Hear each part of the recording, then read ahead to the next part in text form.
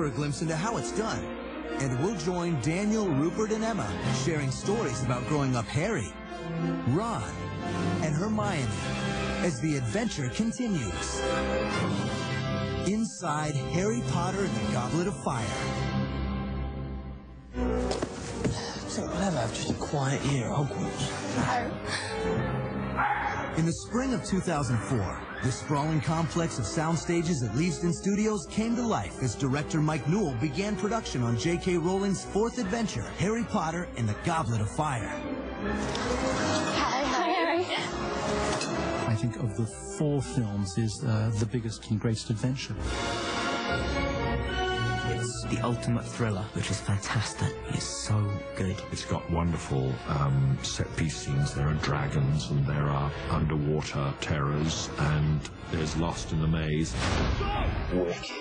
The world is beginning to expand, and we get a real sense of just how large the Wizarding world is. Yeah! There are lots of new characters introduced.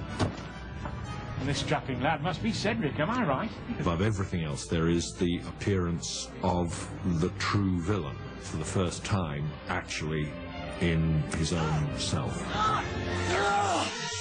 Harry in particular is growing up. In fact, Ron and Hermione too.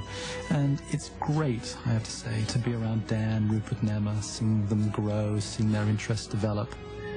It was only a few short years ago that the 3 young stars were introduced to the world.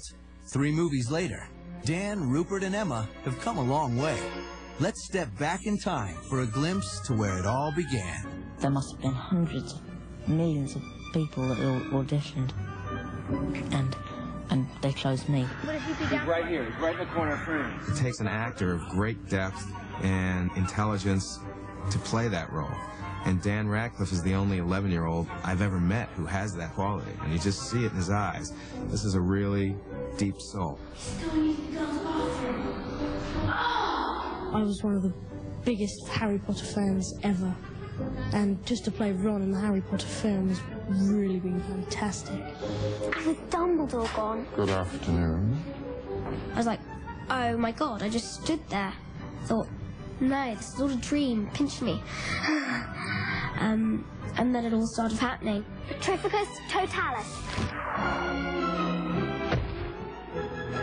It's a little scary sometimes. We tested a lot of kids, and once we saw these 3 kids on screen together, we realized that there was an enormous amount of chemistry between them, and we thought, these are the kids. Harry's first year gave way to a second, and the Chamber of Secrets revealed its deadly mystery. Harry and friends grew up, and so too did the stars of the movie. I was watching Dan and Rupert standing there, and I thought they don't stand like wee boys anyway. Really scared down here. It's fantastic. You guys just naturally landed up here, which is great. Me, Rupert and Emma and some of the other kids have developed really strong bonds now as well. What's going on? What's happening? Second year became the third. Harry confronted the evils of Azkaban, and a new director took the helm. Harry Potter, and together with his friends there, growing up. Go for it! Yeah? Cool. We're the same age, practically at the same time. So I think we're experiencing a lot of the same feelings, and so I think I can associate with them, really. The relationship between 3 kids has changed. They're much older, and that really shows in all sorts of different ways. 1, 2, 3. They're teenagers, and I think there's sort of an ongoing stress. A lot is put on the relationship between the 3 of them, and they really rely on each other. Now, in the 4th and biggest adventure to date, Harry and his friends are children no longer and facing greater challenges than ever before. The stories are becoming more complex, darker, and the kids are at an age where they're taking on much more. They can comprehend a great deal. The task is 2 days from now. Really? I had no idea. At over 730 pages, The Goblet of Fire was J.K. Rowling's longest book to date, big enough for 2 feature films. The filmmakers narrowed the focus of their narrative. There was one side of the book which you could string the pearls on, which was the thriller side of the story. What is it I'm seeing when I dream? What do they mean? It's a nightmare come to life. Voldemort, the Dark Lord, who was cast down 13 years ago, has been revived by his dark followers. You don't see him, but you see his hand. He's in a chair at the beginning. You just sense his presence in a big armchair. There is a terrible, murderous plot, but you don't know what it is. As if in warning, Harry's scar screams in pain. And when I woke up, my scar was stinging. All he knows is that his scar hurts like hell.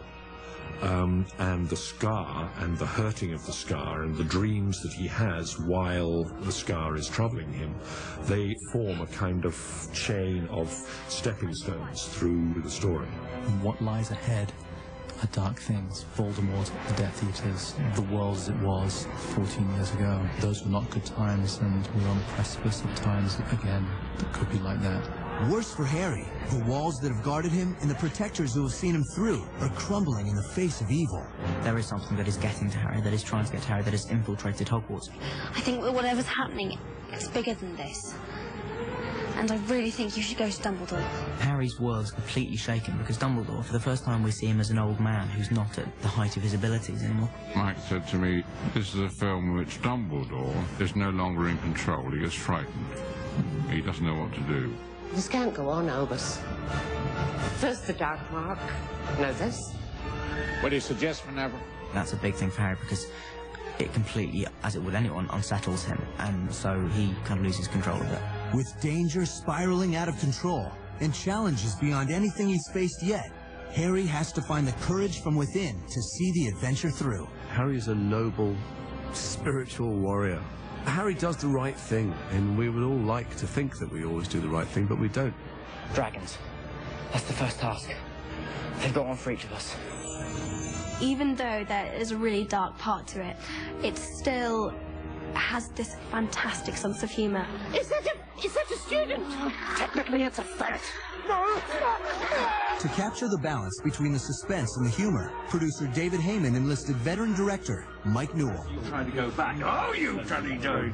Okay. Well, there's got to be some physicality in there. He is amongst the foremost directors of actors, and it's important for us to keep the kids challenged, to maintain the high standards that have been set by Chris Columbus and Alfonso Cuarón, and to build on that. And we thought that Mike Newell was the right person to do that. And then? Then all you do is that and that. He's very, very English. He wears a waistcoat every day, which I just quite like because you don't see enough waistcoats anymore, really. He combines a real professorial quality with that of a true British public school boy. It's in his blood, and I think he brings it out very authentically in this film. I told Hermione to tell you. Seamus told me. In lots of ways, this is a classic English school story.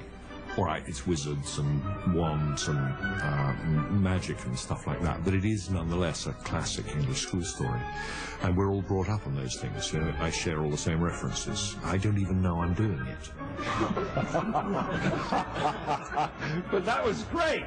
He's just a real actor's director, and where I am now in terms of acting, I just want to learn as much as possible. And he gives very, very detailed notes, which is great because that's what I need. He gives back so much energy, and instead of sitting there in his chair watching the monitor, he's out there and he's doing it, and he's giving back energy to the actors, and I think he's great. He's so funny, he's completely crazy. Once in a while, it was really worth being a clown in front of those people, because there's no point in me being an authority figure. You don't get anything out of people that way. He treated them very much as equals, but he also, he treated them as actors. He was the director, they were the actors, and he was treating them as partners in the process, but he was very much the taskmaster and encouraging them. He saw in them what they could achieve and really elicited the very best from them. Just have a look at this, all of you, because this is how it's roughly speaking supposed to look. We talked a lot about how Harry is in this film and sort of the nature of his character and what he's going through and what that would make him feel. And so just through talking about him, we discovered things. So it really was good working with him, particularly from a kind of performance point of view. Glance or two at Hagrid. He's got a very inclusive notion of directing. He walks out the set in the morning and says, "This is what I imagine we're going to do today. This is what I'd like us to do today." I just talk you all through it. and then he goes off for a cup of tea, and then 10 minutes later we do our best to do it. Look, it's your script. Wow. I genuinely think he's brilliant. He's so creative. He's really passionate about making this the best film, and he won't settle for anything less. Noel found inspiration in his young stars. I found each of them funny, just because they were such kind of peppery and vinegary, and you know, each of them has a very strong individual taste. I enjoyed that about them. Coming up, Hogwarts hosts a Triwizard Tournament. The Goblet of Fire chooses its champions, and Harry is swept up in the adventure by a surprise twist of fate.